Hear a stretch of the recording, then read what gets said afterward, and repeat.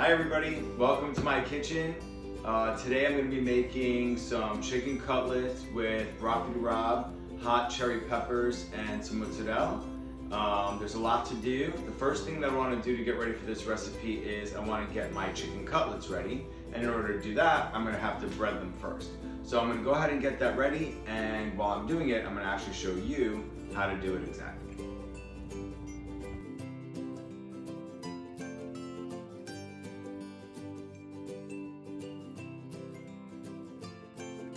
Hi everybody. Okay, so I'm going to show you how I bread my chicken cutlets. So I actually really enjoy using chicken thighs for my chicken cutlets. I just find that the dark meat has a lot more flavor, and there's nothing I hate more than dry chicken, and I feel like chicken breasts have a tendency to get dried out. So this is how I bread my chicken cutlets. I always do it next to the sink because you probably already know it's a messy process. So I also marinate my chicken always just in regular Italian salad dressing. The vinegar usually keeps the meat tenderized. And so this is chicken that's already been marinated. I have a bowl with some all-purpose flour that I mixed in some salt and pepper with. I have another bowl with 2 eggs, which I mixed in a little cold water with. And then I have another plate to put the breaded cutlets on. What I do is I use a gallon-sized Ziploc bag for the breadcrumbs because I like to keep it as little messy as possible. So I start with regular Italian seasoned breadcrumbs. What I like to do is I personally add a little paprika to my breadcrumbs just because I like the flavoring that paprika adds. I add a little dash of cayenne pepper because we like something spicy. And the key that I believe is to any breading is Parmesan cheese. So I like to add a lot of Parmesan cheese. The Parmesan cheese adds a creaminess to the breading that I think is really important, especially for when you are frying the chicken. So I put it all in one gallon-sized Ziploc bag, and then I'm ready to start the dredging process. So I'm gonna take a chicken cutlet. Well, first of all, I gotta mix around my flour if you put anything in it. So take my chicken cutlet, make sure that you coat it entirely in flour, then put it in the egg, make sure that it's coated entirely in the egg, drip off the excess, throw it in your bag of breadcrumbs. I'm next to the sink because I like to quickly rinse my hand every time so that I don't get the bag all full of egg and bread and flour. Seal the bag, give it a shake, and then what I like to do is once it's shaken, I like to then go ahead and press the breadcrumbs into the chicken to make sure that I'm getting a really nice thick coating of breadcrumbs. I take it out, I shake off the excess, and I have a beautifully breaded chicken cutlet. All right, so now I'm gonna show you how I go about cutting my broccoli rabe. Broccoli rabe, funny story, when I was a kid, I hated broccoli rabe more than anything. And people would tell me, oh, when you get older, you're gonna like it. And I remember thinking, there's no way I'm ever gonna like this disgusting vegetable. Well, here we go, fast forward 30 years, and it's my favorite vegetable. We eat it a few times a week. So I got 2 really good heads of broccoli rabe here. You'll notice sometimes it might be turning a little yellow in the flowers at the end. As long as it's just a little bit, it's okay. So in terms of cutting the broccoli rabe, I usually use the tie as a good gauge as to where I'm gonna cut it. So I'm gonna cut off probably about the bottom inch or so, maybe 1.25 inches, because all that stuff is too bitter. And the broccoli rabe, as you know, is bitter enough already, so we don't wanna eat that part. So I'm gonna go ahead and cut that. Do the same thing to the other bunch. And again, we like broccoli rabe, so 2 bunches is a good amount for us. Then I'm gonna actually take off the tie from each.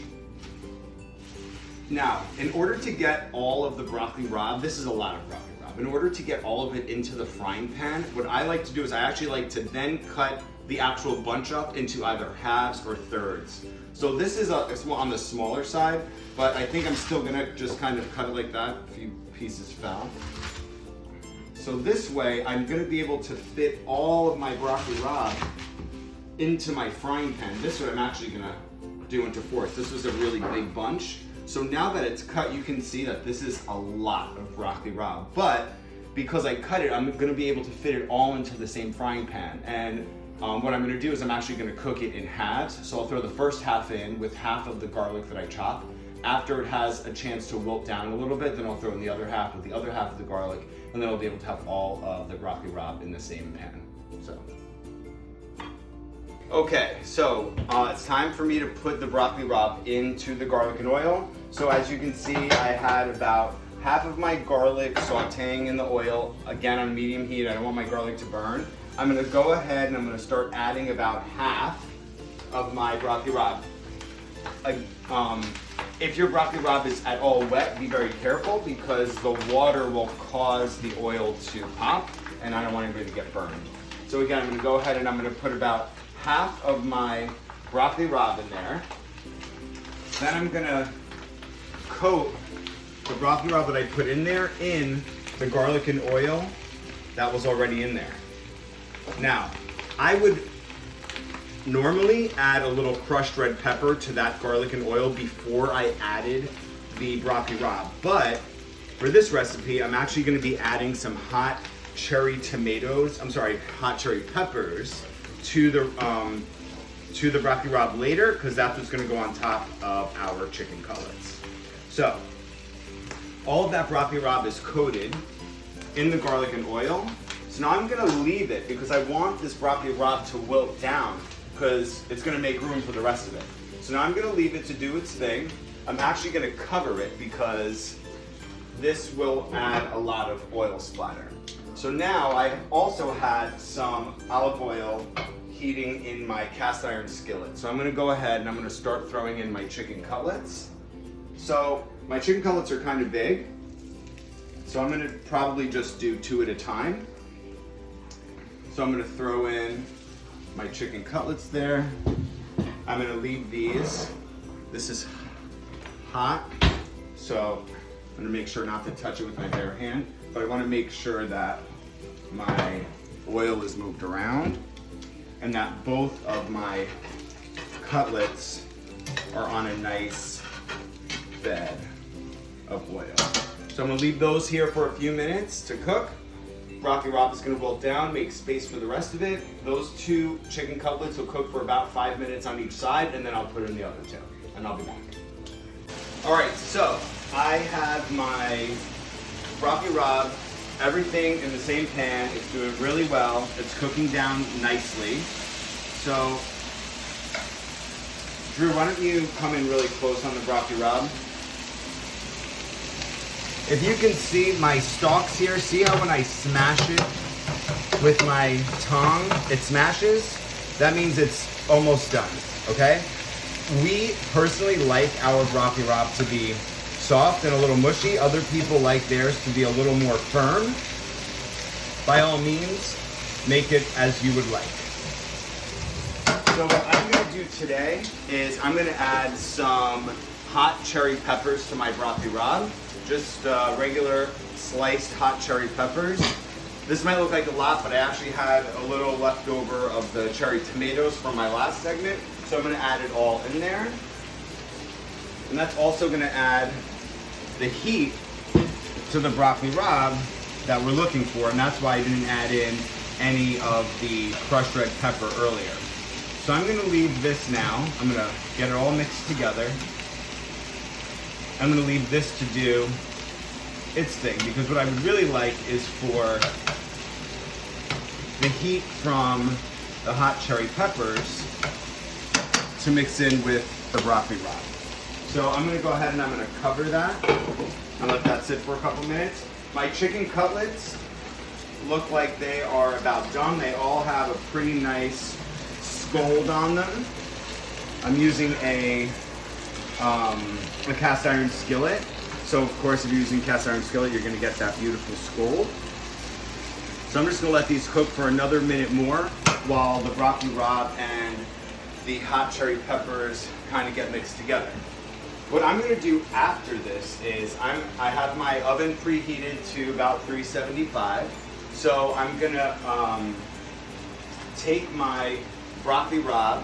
I'm going to put some on top of each of the chicken cutlets, And then I'm going to cover each with a nice piece of mozzarella, and then I'm going to throw the cast iron skillet back into the oven to melt the cheese and then get it ready for dinner.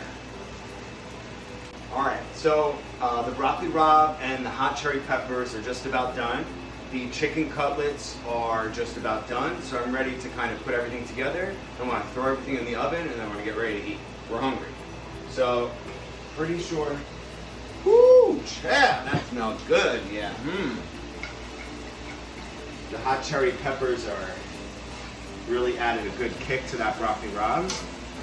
The broccoli rabe, I know when I like my broccoli rabe because the flowers or the leaves start to kind of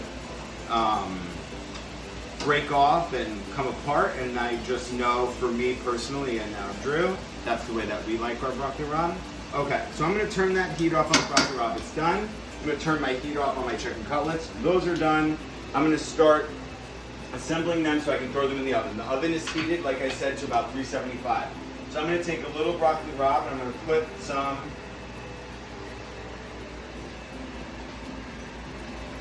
on each of my cutlets. Nice like that. I'm going to go back. I want to get a good bunch on each of my cutlets because that's the good part. A little more on that one. Yeah, that looks good.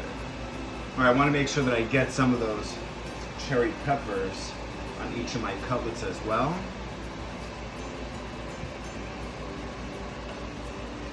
Here's 2 for that one. Ooh, cherry peppers are hot.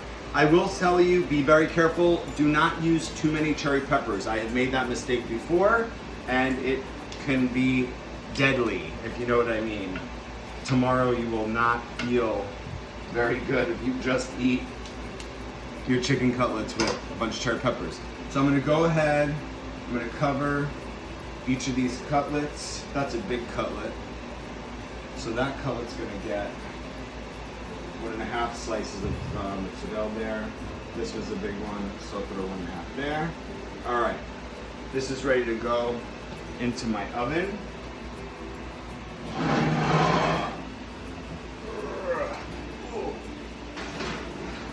Let's throw that in there for a few minutes, and then we are going to be ready to eat. So put that back on there. I'm not going to let that leftover broccoli rabe go to waste. I'll make it a little side dish for us. I'll get our plates ready.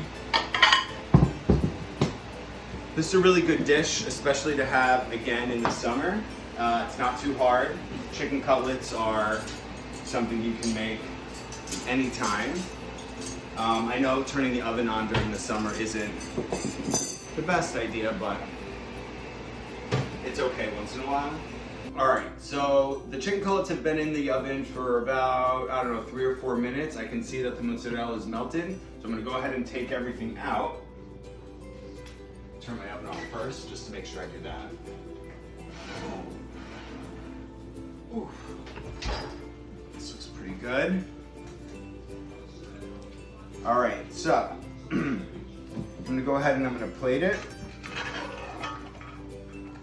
This is a big one.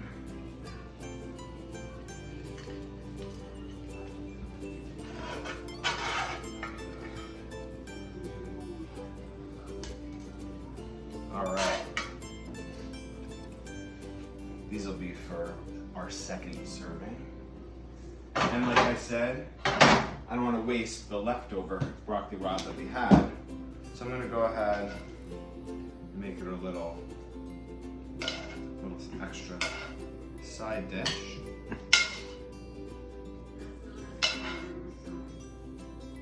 And I might just throw a couple of hot peppers on top so that anybody eating it, I know it's us, but so that they know, watch out for a little heat. So that's our dinner tonight. Chicken cutlets with some broccoli rabe, hot cherry tomatoes, melted mozzarella, and a little extra broccoli rabe on the side. Thank you for joining us again. And also, if you have any suggestions for something you want to see me cook, please send them to my email, which you will see at the end of this video. Bye.